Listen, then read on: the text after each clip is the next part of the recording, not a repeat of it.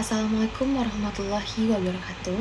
Perkenalkan, nama saya Awarta Diana dengan NIM 2311027058 dari kelas KOM 278SP. Baik, di sini saya ingin menjelaskan materi PR dari sesi pertama hingga sesi terakhir. Baik, kita mulai dari sesi pertama, itu ada role of PR dan etik, introduction. Yang pertama itu ada pengenalan komunikasi.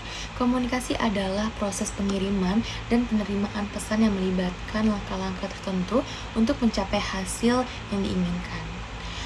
Elemen komunikasi mencakup pengiriman, penerimaan pesan, encoding, saluran, umpan balik, decoding, dan gangguan noise.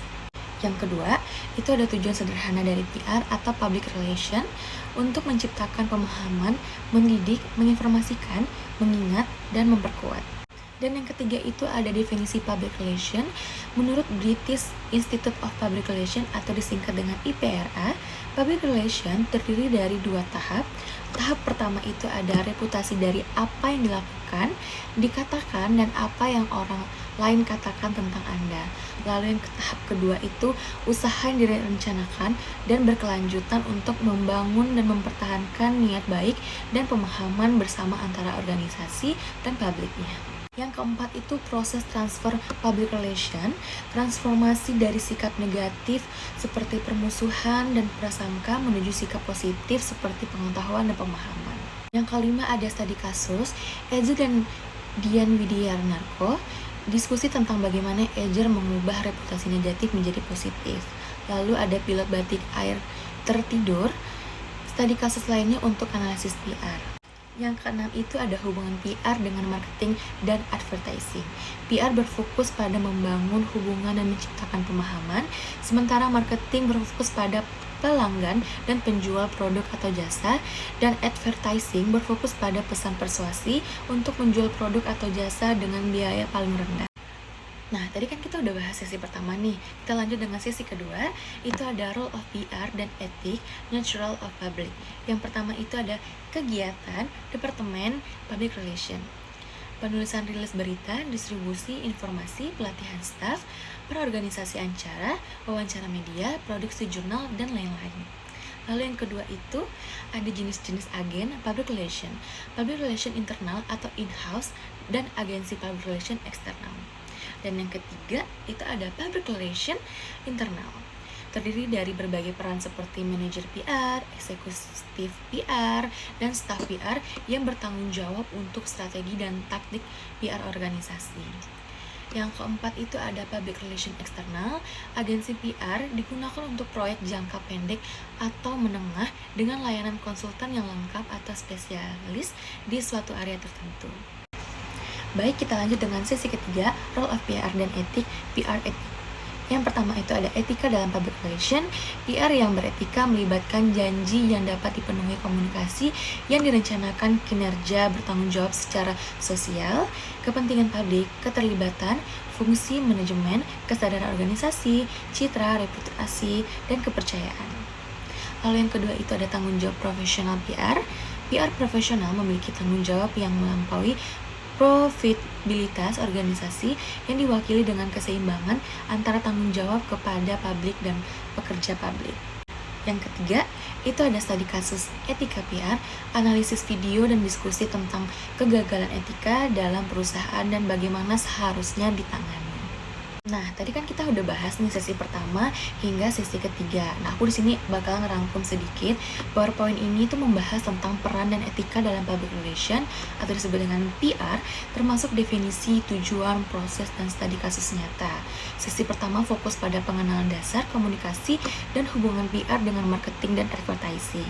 Sesi kedua itu menjelaskan kegiatan dan jenis-jenis agensi PR dalam perbedaan antara PR internal dan eksternal. Sesi ketiga menekankan pentingnya etika dalam PR dengan analisis tanggung jawab profesional dan studi kasus untuk mengilustrasikan penerapan etika dalam situasi nyata.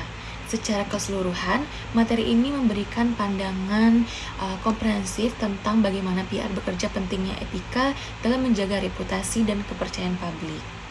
Oke, kita lanjut ke sesi keempat, itu ada role of PR dan etis publik. Materi ini membahas tentang berbagai jenis publik dalam PR dalam lingkungan operasional PR. Jenis-jenis publik dalam PR ini tuh terbagi menjadi dua. Yang pertama, itu ada internal versus external publik. Batas antara publik internal dan eksternal tergantung pada konteks dan metode komunikasinya. Nah, yang kedua itu ada 8 publik dalam organisasi. Yang pertama itu ada community, lingkungan sekitar organisasi. Yang kedua itu ada potential employee, calon anggota organisasi. Yang ketiga itu ada employee, anggota organisasi saat ini. Yang keempat adalah supplier, peserta eksternal dalam organisasi. Yang kelima itu ada money market, pusat keuangan. Lalu ada distributor, saluran penempatan produk. Terus ada consumer, pembeli atau pengguna produk layanan. Yang terakhir itu ada opinion leader, kelompok referensi yang berpengaruh. Lanjut kita bahas tentang sesi 5, role of PR dan etik, STP, SWOT, dan STEP.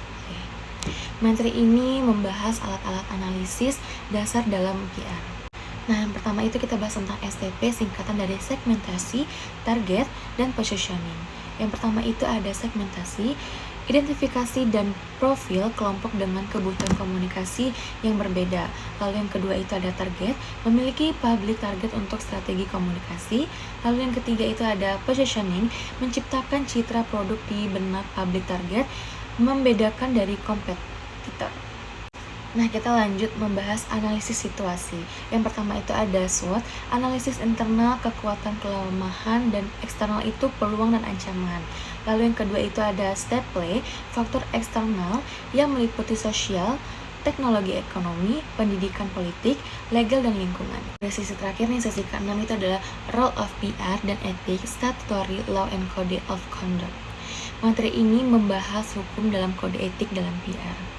Hukum statutory yaitu hukum tertulis yang disahkan oleh badan pemerintah dan mengikat semua orang profesional PR harus sadar akan hukum kunci yang mempengaruhi PR. Ada beberapa aspek hukum yang mempengaruhi PR. Yang pertama itu ada copyright, kepemilikan legal atau karya komunikasi. Lalu yang kedua itu ada paten, hak eksklusif untuk membuat dan menggunakan dan menjual penemuan. Yang ketiga itu ada trademark, identifikasi produk atau layanan yang unik. Yang keempat itu ada brand, logo, dan plagiarisme. Pentingnya identifikasi dan pelindungan karya.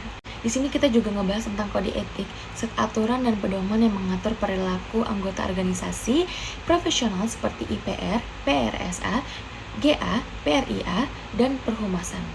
Kode ini mencakup praktik PR, interaksi dengan media, publik, pemberi kerja, klien, dan kolega dengan penekanan pada informasi yang akurat dan dapat diandalkan.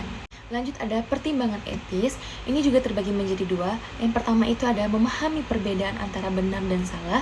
Yang kedua itu berperilaku secara etis dalam persaingan, kerahasiaan, konflik, kepentingan, dan masih banyak lagi.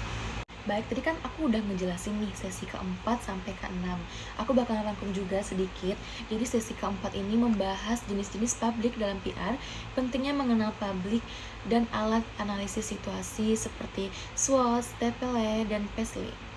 Lalu yang kedua itu ada sesi kelima, membahas alat analisis dasar dalam PR, yaitu STP, SWOT, dan STEPLE, serta pentingnya segmentasi, targeting, dan positioning dalam strategi komunikasi.